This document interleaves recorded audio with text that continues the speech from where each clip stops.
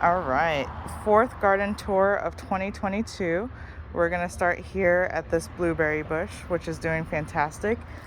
So proud of it because I get blueberries from it, and there's a couple left that haven't ripened yet. But also, it just looks so good. I bought this as an actual, like, already grown blueberry bush last year, but it looks like it's very happy here. It's definitely making some new growth. So I'm super excited about this one, and it takes like minimal effort, minimal care. It just does fantastic. And then here is another blueberry, which is doing a lot better than it was last year. I also bought this last year, but I bought it as one of those like twigs, basically, that Lowe's sells. It's like a bare root just starter. So that was probably around February last year, and it did nothing all year. Like, the only sign that it wasn't dead is it had like a single leaf on it, and now it's done much better, and so I'm super happy about that one. This one I brought as a full blueberry bush again. Same place I bought the first one. Problem, I think, was I didn't buy the same type. So this is like a different type of blueberry plant, and I don't know that it does really well here. Well, clearly this one didn't do very well, as like in comparison to the one that's thriving. But also I think it's a sun problem. This one gets a lot more sun than the other one does, and I think normally blueberries like sun, but here where it's 100 and plus, I think they would prefer more shade. So I'm gonna move this into the shade for next year, and I think I'm just gonna plant this one up in it, rather than getting another blueberry bush. So hopefully this one does really well, keep it good for another year, and next spring plant it up to a big pot, which really it came from that pot to begin with. And because I thought it was dying, I bought this new one to help pollinate the first one. But I didn't want to actually throw this one away because it had a leaf. So I saved it. Now it's growing. So now it's going to go back into its original pot. And up here we have some garlic that I found when I was digging to plant some flowers that we're going to see in bed one in just a little bit. And so I was digging up the dirt to plant the flower and then found garlic.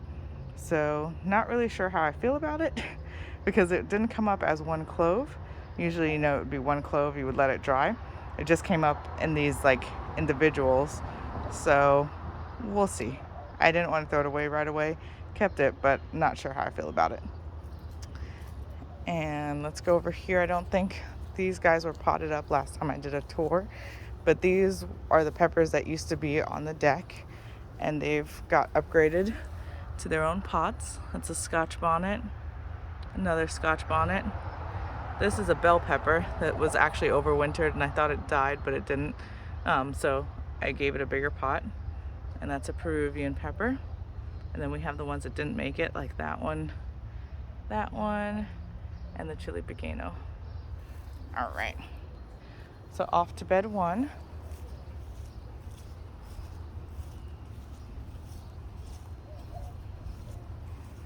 So bed one is the one that gets the most sun, and I think it's probably struggling the most because of it.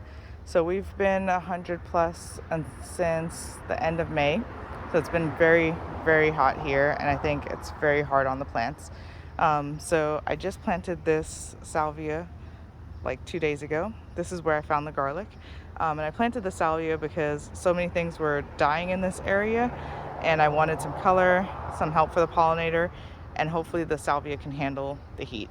So it's kind of an experiment, but I want to see what happens because I want more flowers. This is a pumpkin spice jalapeno. That is a chocolate Scotch bonnet. Here's an eggplant. This is a cherry pepper. There's a little basil right there. This is another chocolate Scotch bonnet. And then we can see some Scotch bonnets that didn't make it right here. That one didn't make it, and there's a label, so there should have been a Scotch bonnet there. Didn't make it either. The corn didn't make it. This is remnants of corn here and there. And I went back and looked at some pictures from last year, and this time last year, the corn was up to here and had actual corn on it, and things were just doing a lot better, I think, because we weren't quite as hot as early last year. Hundreds plus is like normal. Shouldn't be normal anyway, but it's like normal for here in July, August. And so I think because we started so early this year, a lot of things didn't get to, get big and healthy before the heat hit. So they really struggled. We have sunflowers back here who've struggled. And then we have one that is about to bloom. That's very exciting. It's looking somewhat decent as long as you don't look at all these leaves down here. But if you just look at the top, it looks pretty good. And then this is a serrano pepper here. Another eggplant down there, and lots of mint throughout the bed. And there's a basil right there too. But if we looked back even earlier this year, all the mint was like lush and big and all of that, but just the heat's killing it. It's getting watered like every other day. This bed gets watered and still it's struggling. All right, on to bed 2. So this onion's doing interesting things. It's flowering, but also look at that. So strange. All right, and then this is a bean plant. I think it's a red pole bean. And so these are supposed to get pretty long, like 3 feet or something, the actual beans themselves. There are no beans on them now, but I just love how much it's climbing this trellis and that it's surviving in the heat.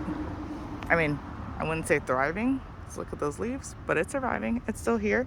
So hopefully once we cool down, it'll be covered in blooms and we'll get some actual fruit. You can see where a bloom should be right there. So fingers crossed. And right there should be a bloom. We'll get some beans soon-ish. All right. Down here is a strawberry plant, also suffering. No strawberries are on it at the moment. Everything's done. It's too hot. And then that's a pumpkin spice jalapeno there. And a watermelon that's deciding to climb. And I'm going to let it climb. If it does produce anything while it's on the trellis, I'll just support it. And then here is a Peruvian pepper. Really excited by how big this pepper is. I hope it produces a lot. I haven't had anything from it yet, but I'm hopeful and excited. Here's a watermelon continued. I haven't had any watermelon flowers yet either, but we're patient. That's what gardening's about, being patient. This is a shishito pepper.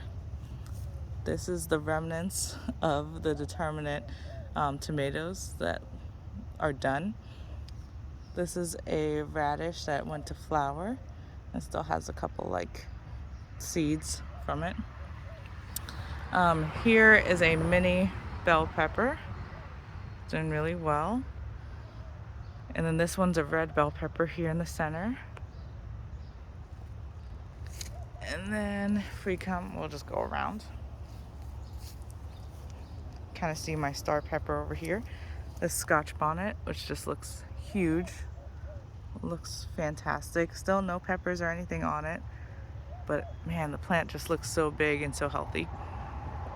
And then over here is a chocolate Scotch bonnet, I think. Yeah, there's a label. We can see it now. Yep, this is a chocolate Scotch bonnet here. And then another regular Scotch bonnet right here. Then here in front, we have all the scallion. And I need to cut away these guys that have already bloomed, dried up, made seeds. You can see the seeds on there, little black parts.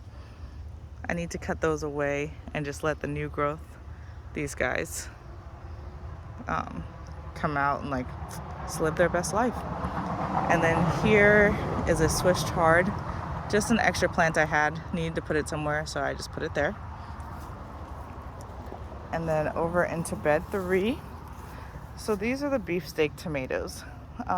They used to be up here, but there's a lot of wind that comes from that direction, and so just go straight past the fence, and then these plants get the brunt of it, and so it knocked over all the tomatoes. I just let them do their thing.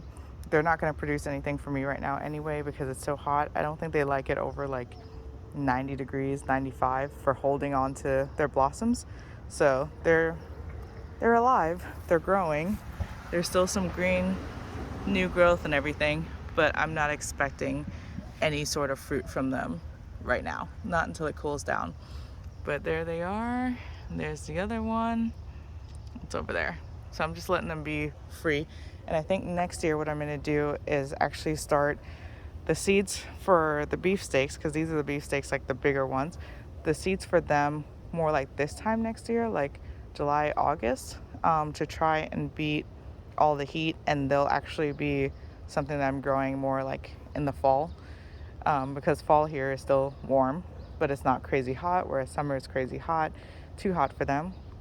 And then the determinate ones, like we saw in the other bed, I will start those regular time, and that will be like the main tomatoes that I have for like spring, early summer, before it gets crazy hot.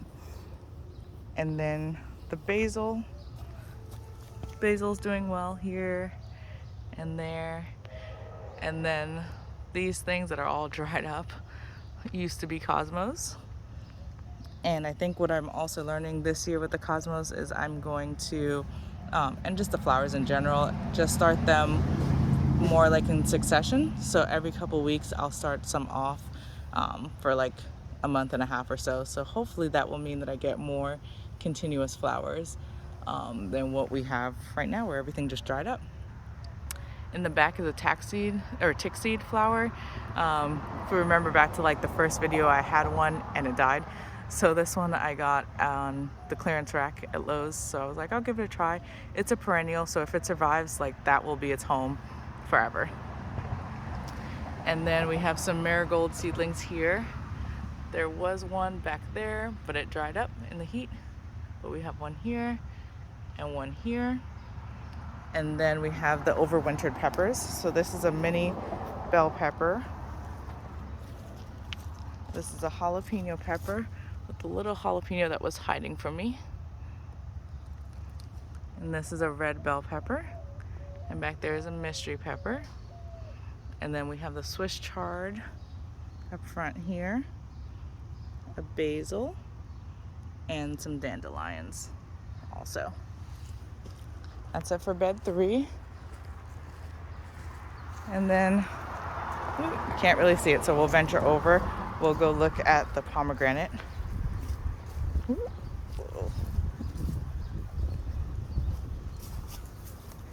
So the pomegranate tree over here, I basically just leave it alone.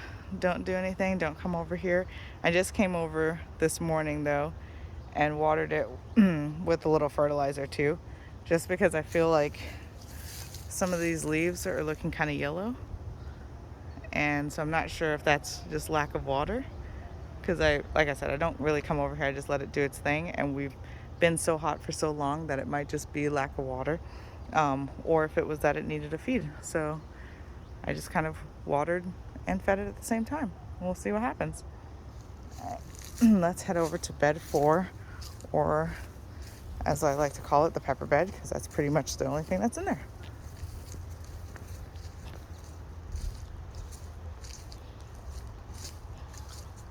So here in bed 4, we have the shishito peppers right here. It has a pepper there, and another one down here. And then these are dahlia flowers. Don't know how they'll do, we'll see, because I mean it doesn't look great, but we'll see what happens. And then this is a Peruvian pepper, and this one's actually been the one to produce the most peppers out of all my peppers so far. And then this is a Scotch bonnet right here. That's a dandelion, and that dandelion's doing the best because you can see at the base there's actually like a trunk that it's coming out of, whereas the other ones are like that still look like seedlings. This is a mini bell pepper here. And that one is a bird pepper. And over here we have a cherry pepper, another red bell pepper there.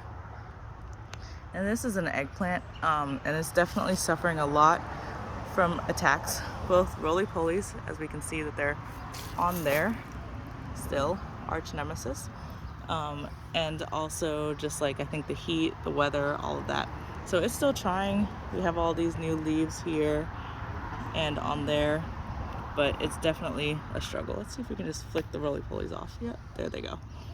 But they are destructive, these roly-polies. Don't really know what else I can do because I can't seem to get rid of them. So now I'm just trying to live life with them, but they destroy everything. Here is another dahlia. Not sure how it'll do either.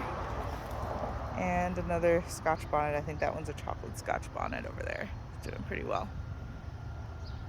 All right, and then that is the garden tour for the 4th garden tour of 2022.